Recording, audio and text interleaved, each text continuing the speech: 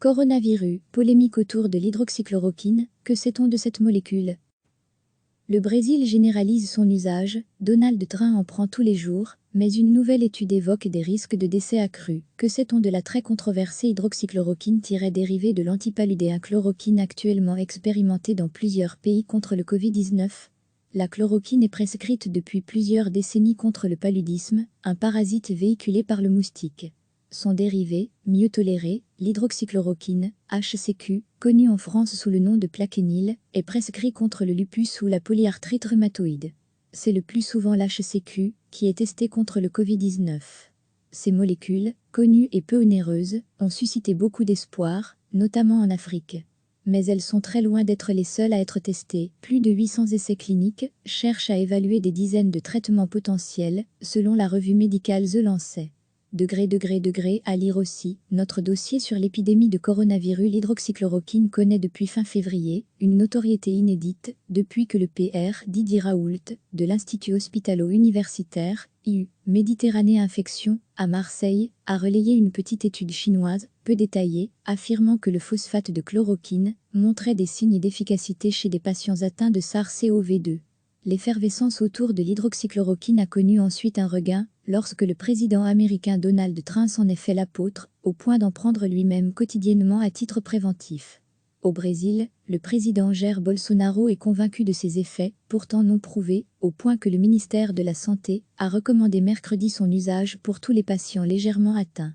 Dépassant largement le terrain politique, l'hydroxychloroquine est devenue un sujet de débat public et politique très médiatisé, suscitant des discussions enflammées en famille et dans les médias, et de féroces empoignades sur les réseaux sociaux.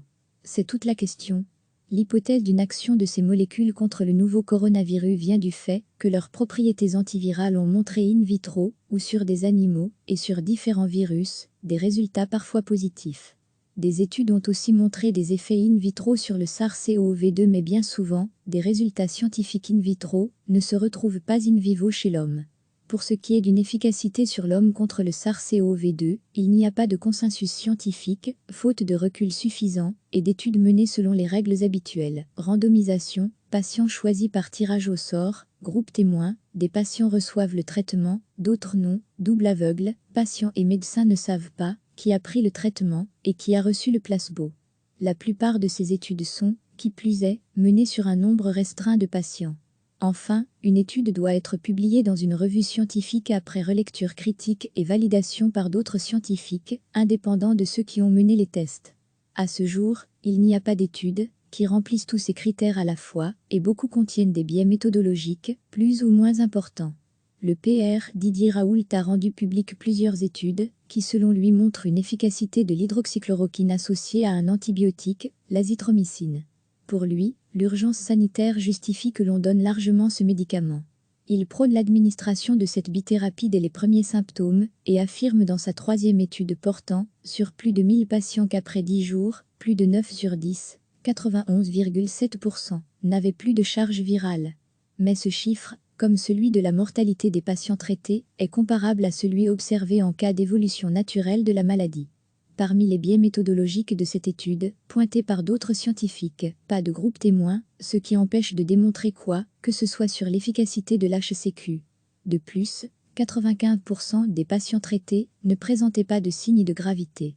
Ils auraient donc, comme la plupart des patients, pu guérir spontanément. Une étude réalisée dans des hôpitaux new-yorkais et publiée au début du mois dans la revue américaine NEJM montre que l'hydroxychloroquine n'a ni amélioré ni détérioré de manière significative la situation de patients en état grave. Deux études, une chinoise et une française, publiées la semaine dernière, constatent que l'HCQ ne réduit pas significativement les risques d'admission en réanimation ni de décès chez les patients hospitalisés avec une pneumonie due au Covid-19. Et une autre étude, avec des données portant sur 96 000 patients au total, parue vendredi dans The Lancet, conclut que ni la chloroquine, ni l'HCQ ne se montrent efficaces contre le Covid-19 chez les malades hospitalisés et que ces molécules augmentent même le risque de décès et d'arythmie cardiaque. Il s'agit de la première étude à large échelle à montrer une preuve statistique robuste que ces traitements ne bénéficient pas aux patients du Covid-19, a assuré son auteur principal, le Dr Mandy Meurin. La chloroquine surtout, mais aussi l'hydroxychloroquine sont des médicaments dont les effets secondaires peuvent être importants, voire graves. L'Agence française du médicament ANSM a particulièrement mis en garde contre les risques cardiaques liés à la combinaison HCQ et azithromycine.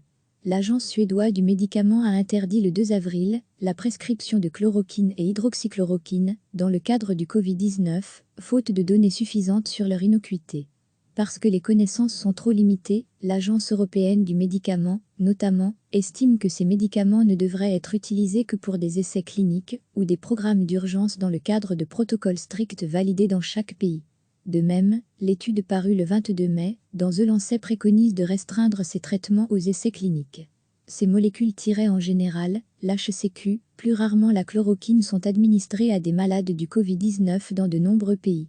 Mais le cadre est souvent limité, essais cliniques et en général à l'hôpital. Parfois seulement pour les cas graves, parfois pour les moins atteints. Exception notable depuis mercredi, le ministère de la Santé du Brésil a recommandé l'usage de chloroquine et de l'hydroxychloroquine pour les patients légèrement atteints par le Covid-19. Toutefois, comme il n'y a pas d'études complètes prouvant les bienfaits de ces molécules pour le traitement du Covid-19, la décision de les prescrire revient aux médecins, avec l'accord du patient, ajoute le ministère.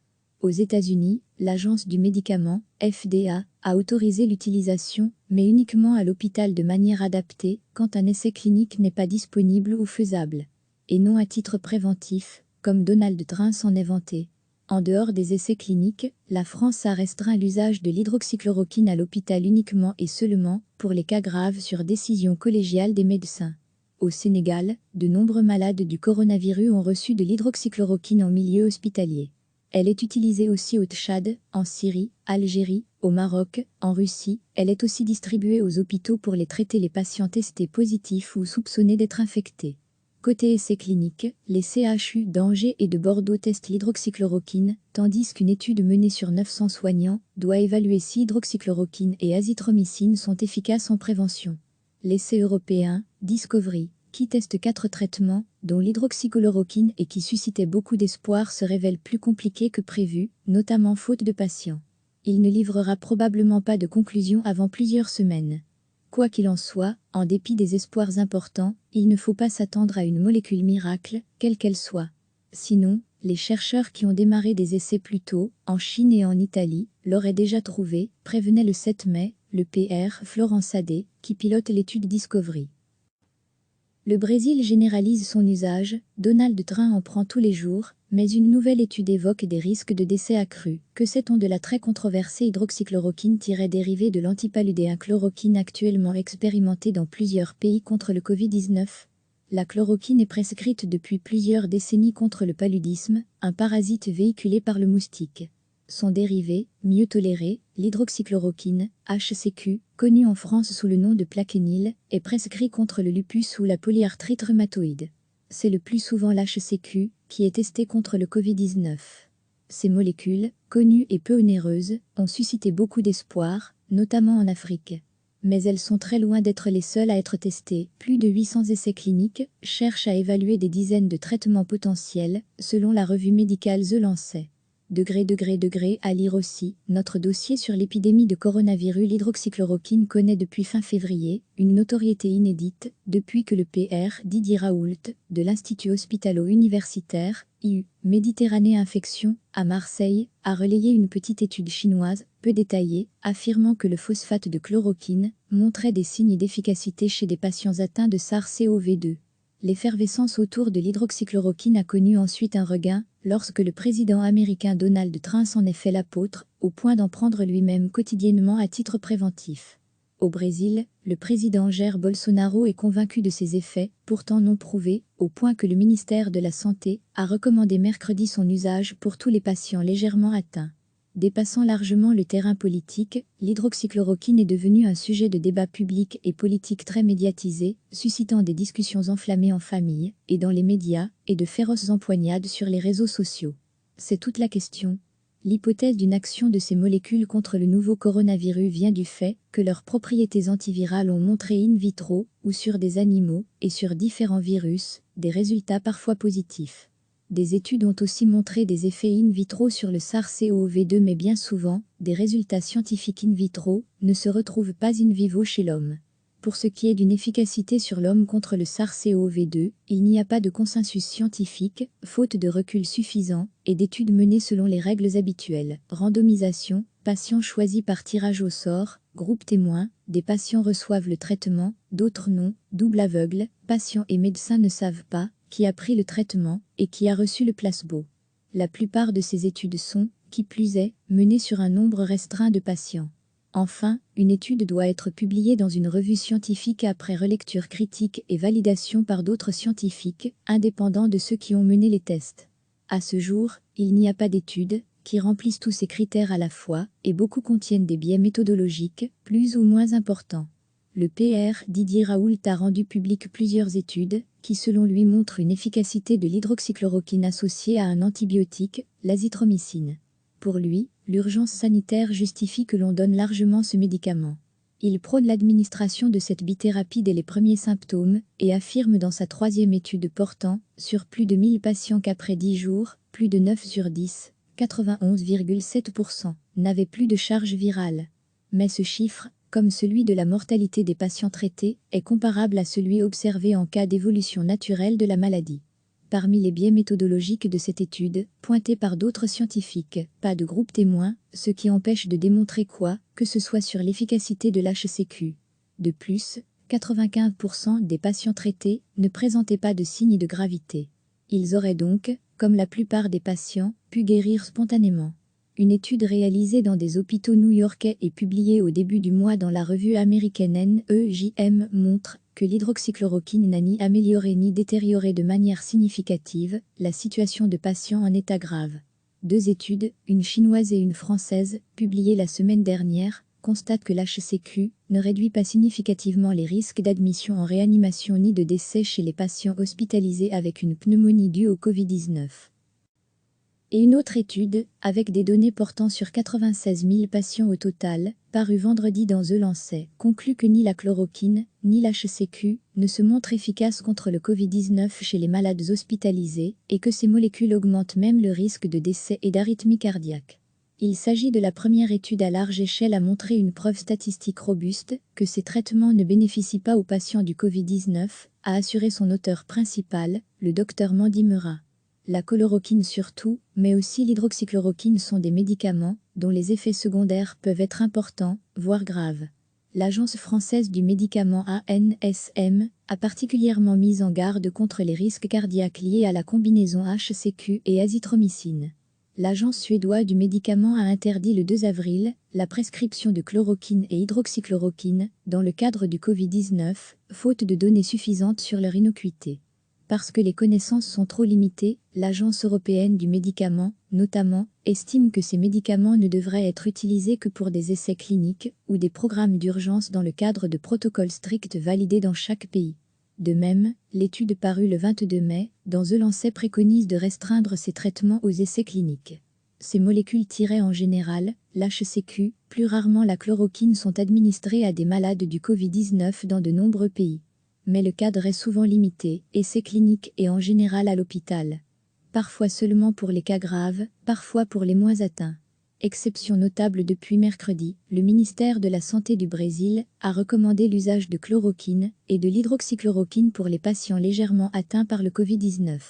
Toutefois, comme il n'y a pas d'études complètes prouvant les bienfaits de ces molécules pour le traitement du Covid-19, la décision de les prescrire revient aux médecins, avec l'accord du patient, ajoute le ministère.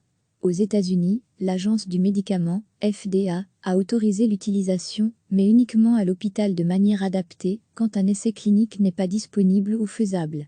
Et non à titre préventif, comme Donald Trump s'en est vanté. En dehors des essais cliniques, la France a restreint l'usage de l'hydroxychloroquine à l'hôpital uniquement et seulement pour les cas graves sur décision collégiale des médecins. Au Sénégal, de nombreux malades du coronavirus ont reçu de l'hydroxychloroquine en milieu hospitalier. Elle est utilisée aussi au Tchad, en Syrie, Algérie, au Maroc, en Russie. Elle est aussi distribuée aux hôpitaux pour les traiter les patients testés positifs ou soupçonnés d'être infectés.